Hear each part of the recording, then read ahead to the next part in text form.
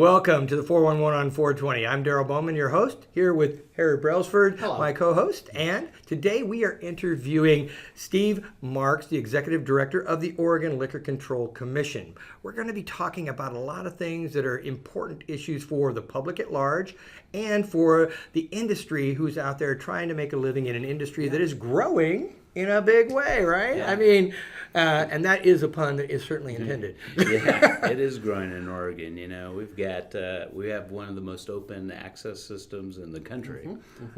So it's been pretty phenomenal. When you describe open access, please, some people don't know what that means. What does that really mean to you? So in Oregon, there's not really a limitation on like Washington. They had a controlled number of licenses they were going to put out. They're actually a system that would be sort of modeled after the alcohol system, which has 3 tiers: the manufacturers, the wholesalers, and the retailers. Yeah. Right. In Oregon, you can own any of those tiers. Oh, and You as can many have as you want? As many as you want. Some of the grows would have to be on a separate tax lot. Okay. If you were the common ownership on those for doing growing marijuana Do you production care if they're license. in-state or out-of-state owners, or We what? don't. It was a big deal. Oh, Initially, wow. the ballot measure 91 sort of was more based on the home team in Oregon having the chance to do it, but the legislature actually opened it up and allowed Very out-of-state interesting. Yes, it is. investment and ownership. So that really grew the funnel of money that became. What do you do for began- controls to make sure that you don't have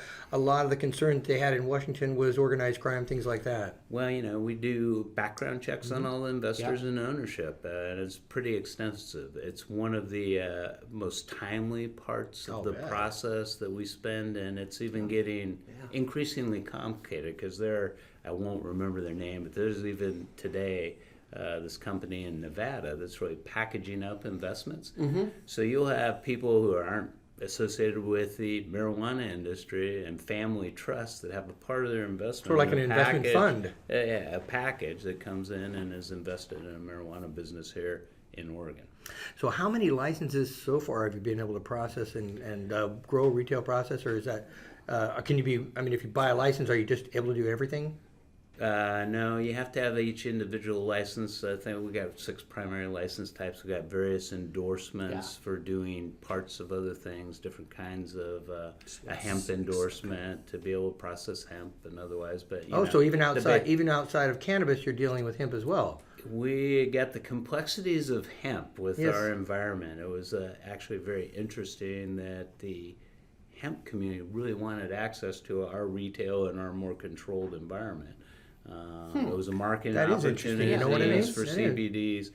CBDs. Part of it was the processors that make the extracts and pull out the CBDs from them.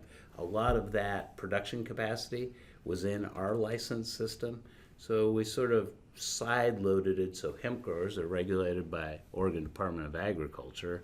Which makes sense. Can designate hemp that they want to bring into our system. At that point, we give them access. They pay their fee. They become part of the cannabis tracking system for that hemp coming in our system. Is tracked all the way through separately. Because it's going to be marijuana. ingested or whatever. Yeah, if it's mixed with a marijuana product, it becomes marijuana. Okay. And is regulated like that. Would that include industrial hemp? And I'm thinking the old whaler movies with ropes. Yeah. So they're not bringing it into our system to do ropes. Or shirts or nylon or whatever. I don't think we'd be regulating any of the. We don't.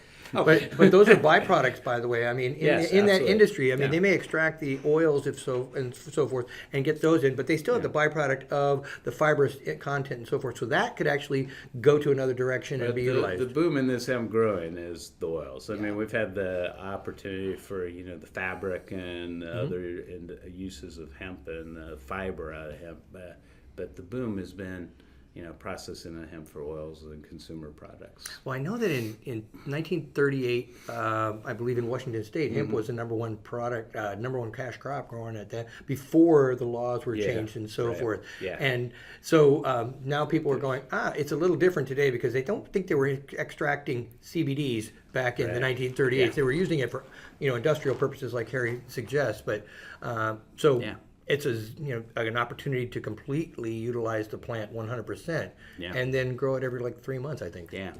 Now, it's become a big confusion with marijuana because it looks like marijuana goes into the same types of products.